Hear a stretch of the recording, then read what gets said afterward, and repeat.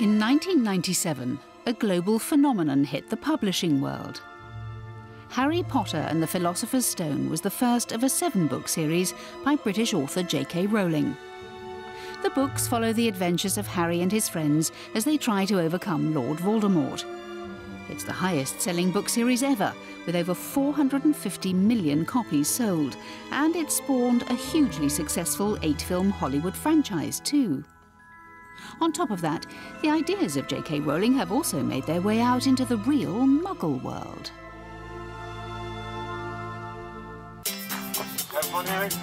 Quidditch, the game popularised in the books, is now being played by people around the world.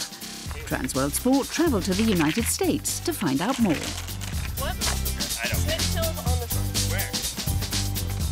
The beginnings of Muggle Quidditch, as it were, was a group of students at Middlebury College, a liberal arts school in Vermont, got together for weekly soccer games. And Xander Manshell and Alex Benepe were 2 of those players. One day decided, well, we don't have enough for soccer today, let's try Quidditch. They grabbed some broomsticks out of the closet, put on towels as capes, and started running around the Middlebury quad, and it just took off from there. That first game in Middlebury 10 years ago set off a craze that swept across America. US Quidditch, a governing body, was established in 2010. They help organise tournaments all over the States.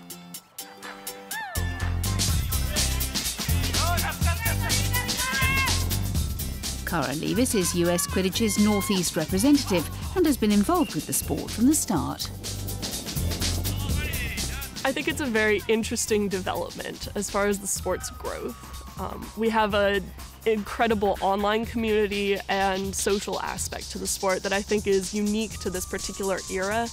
I think if other sports had developed Ultimate Frisbee on sort of the beginning end of that really caters to a community aspect and a social aspect, I think that's what's really brought players in.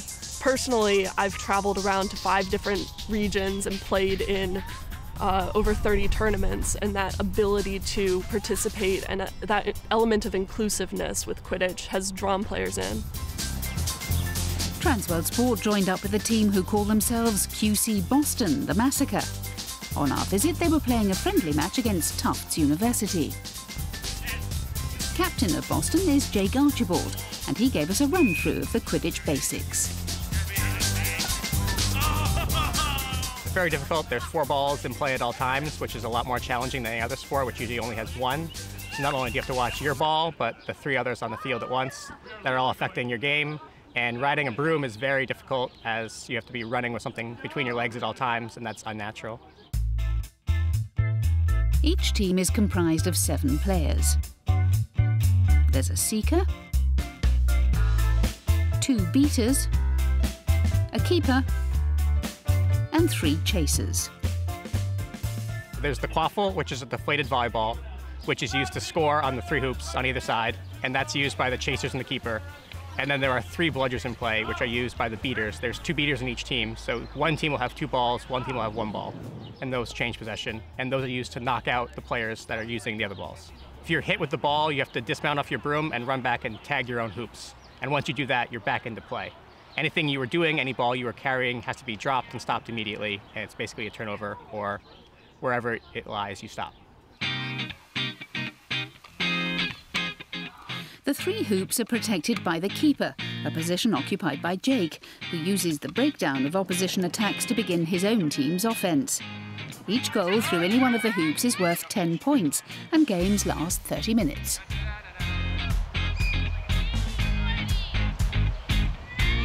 In J.K. Rowling's books, Harry Potter played as a seeker, a role that involves catching the golden snitch, a small, fast-flying golden ball that's worth 150 points and ends the contest.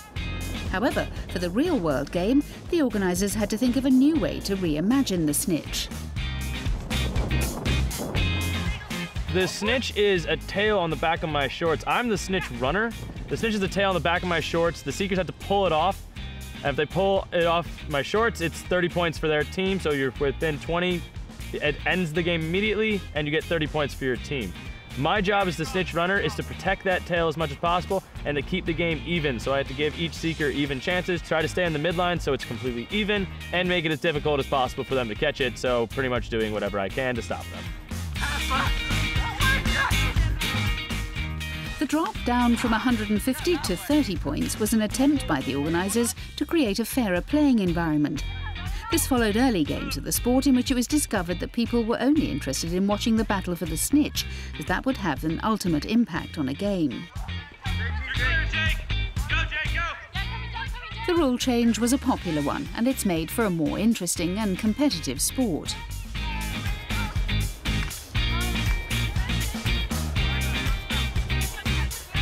In 2007, the inaugural Quidditch World Cup took place. Today, the sport can boast over 4,000 registered players, and the figures keep rising, thanks to its popularity in US colleges.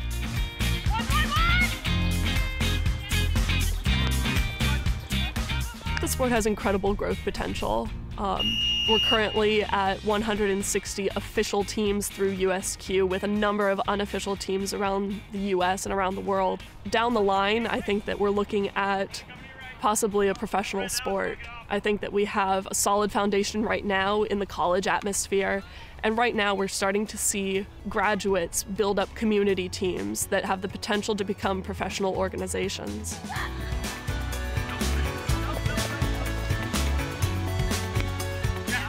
Both teams here, Boston and Tufts, qualified for this year's Quidditch World Cup, which was held in South Carolina in April. Unfortunately, neither side made it into the latter stages of the competition, which was won by defending champions, the University of Texas.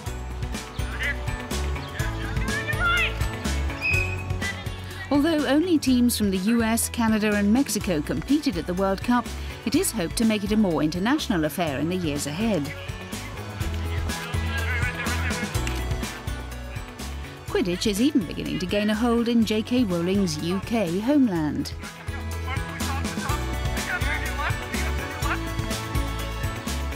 I really love it. I've met a ton of people around the country and around the world playing this game, and I can't have enough of it. I just love it. I can't get enough of it. I can't stop playing.